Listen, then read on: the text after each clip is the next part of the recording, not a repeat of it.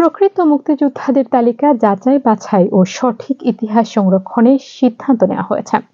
রোববার মুক্তিযুদ্ধ বিষয়ক মন্ত্রণালয়ের সভাকক্ষে জাতীয় মুক্তিযোদ্ধা কাউন্সিলের সদস্যদের সঙ্গে এক মত বিনিময় সভায় এই সিদ্ধান্ত নেওয়া হয়।